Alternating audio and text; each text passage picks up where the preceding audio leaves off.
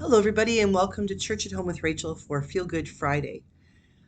Um, how many of you have ever had to move? Maybe move out of your parents' home into a dorm room or into your first apartment, or maybe you're like me and you've moved your whole life and you got to get good at it after a while. It may not feel like a good Feel Good Friday kind of thing, but on the other hand, I want you to think maybe a little bit differently about moving. Moving is that opportunity to begin again. How many of us don't wish we had that refresh button on our lives that we could say, you know what, I'm going to start all over. When we move into maybe whether we move to a new community, simply a new home. We will have new neighbors. We'll have new people to learn about, people to talk to, people, new opportunities to get involved with the community. Maybe it means we can sort of restart ourselves, refresh our who we are. And that almost sounds like we're saying we're running away from who we were, but maybe it's just an opportunity to recognize that at times in our lives, we need a reboot. We need to say, you know what? These are things about my life that I really haven't either fleshed out, I haven't done anything with, I haven't done enough with, or I'm done with. I'm not 30 anymore. I don't need to be that young man who goes out and parties with his friends all the time, or goes out and shoots pop cans behind the barn every Friday and Saturday. Maybe I want to settle down a little bit. Maybe I want to be taken a bit more seriously, or maybe I want to take up golf. Who knows? But when we physically pick ourselves up and move to a new place, it isn't just metaphorical change, it's real change.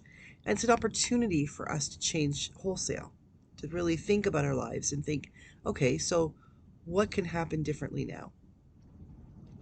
The question that I have for you today is, where in your life have you changed? When have you moved? Whether it's literally moved locations, geography, or when have you moved in your life? When have you changed who you were? When have you sort of been sitting and having your morning cup of coffee and realized, I don't think the way I used to.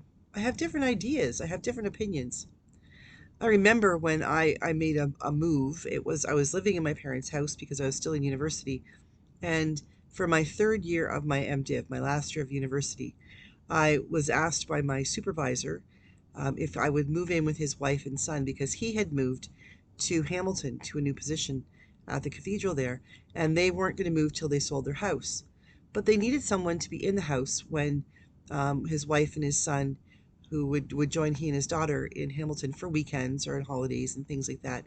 And they wanted someone living in the house to be able to show the house and have it be lived in, but also some company for his wife and son as they live their lives without husband and daughter, dad and sister. And so I moved in with them from I think probably November until March or April. And it was a considerable shift in my life because my mom always made the meals, and sometimes I did my own laundry, but if it was in the laundry hamper, my mom did the laundry, then it got done. And I was running back and forth to school and doing all kinds of work and in my placement. And all of a sudden, I moved into a place where I took on the role of the guy of the house. And it wasn't that I was being expected to be the man of the house. It was just that when Peter left to go and live in Hamilton and do things, the things that he did fell by the wayside. And so they just sort of slid me into his position. So my responsibility, because his day off was always Mondays, he always made dinner and did dishes on Mondays. Well, I'm not a cook. Some of you know that. I'm a really horrible cook. And I was expected to make meals on Mondays. And I got to tell you, it shifted my whole life. That whole thinking about, like, for weeks, I would think all week long, like Tuesday, I'd start thinking, what am I going to do for dinner next week? And it got so bad that for Christmas, they gave me an easy to do cookbook recipe book with lots of things. And that's how I became a really good soup maker. There were lots of really great recipes, and that's been what I've done since then for my Lenten lunches is make soup. The rector made soup. But that the whole being in someone else's space and living with different people's routines and understanding that there's new ways of doing things. I've been doing the same thing for 27 years at that time, 26 years. And learning that there's other ways that people do things was an eye opener for me. Another thing that changed for me was that they always had a radio playing in the background and had on CBC. So for you, those of you in Canada, you know what CBC is, but in the United States, CBC is the Canadian Broadcasting Corporation, and it is supposed to be non-political. People would argue with that, depending on which government is in power, which party is in power. But it's got commentary and news and um, interesting things about art and all these things. And there was a radio, an old fashioned cassette radio sitting on top of the fridge, and it would be turned on as soon as the lady of the house got up in the morning to put the coffee on. The radio got turned on, and it didn't get turned off until she went to bed. And I wasn't much of a CBC fan. I liked music. I didn't like hearing talk radio so much. But having that in the background and hearing the news and hearing other people talking about what was happening in the news, the pundits, the people analyzing what was happening in the world, hearing just local stories from across the country that were interesting in that they told the story of just an average person from a tiny little place in wherever. All of these things in the background, always in the background while I was doing homework, when I was cooking the meal on Monday, when I was helping the young man, the my little brother for the time I was there doing his homework. All the time, the CBC was on in the background. And I realized I was learning a new thing. I was recognizing that I can change.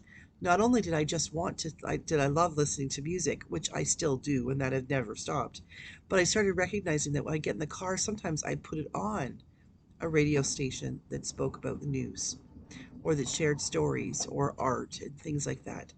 And it became a recognition for me that I was growing up, that I was feeling good about growing up. I wasn't some 20 something who was so focused on only herself. I was becoming recognizing that I needed to pay attention to the world and the people around me. And it was incredible. This whole business of moving, whether it's moving house, moving your geography, moving your job, changing things in your office, helps us all to recognize that we aren't who we were a week ago, a month ago, a year ago, 10 years ago. And that's a good thing. If we are, we're growing stagnant. That's not okay. We all need to recognize that we need some change. And for me, I've been fortunate that until now, every once in a while, when I kind of felt I was getting stagnant between Rob and my professions, we would move and I'd start all over and learn new things, meet new people. Now I'm in a place where I'll probably be here for a good 17 years until I retire. And it allows me the gift of settling down and paying attention to things from a new perspective.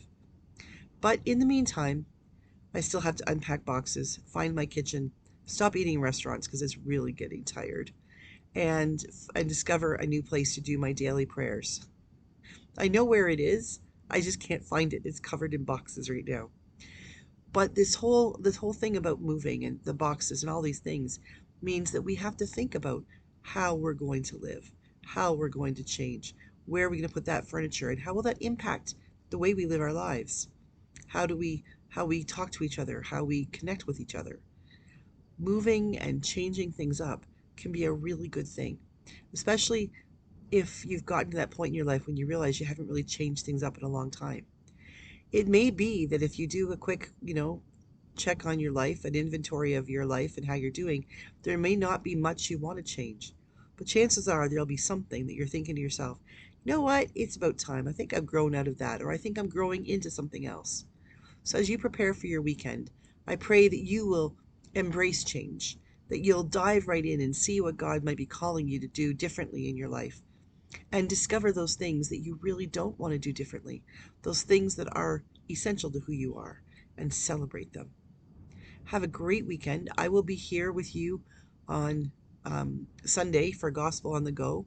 I will be actually in the PA for Gospel on the Go, or for Sunday services with three churches from the PA area.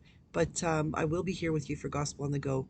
It won't be produced or released on Facebook until Tuesday, but you're welcome to check it out on the YouTube channel for Gospel on the Go and Church at Home with Rachel. I will be back as well for Church at Home on Monday. So God bless. Have a great weekend. And tell me what you're changing. Have a great day.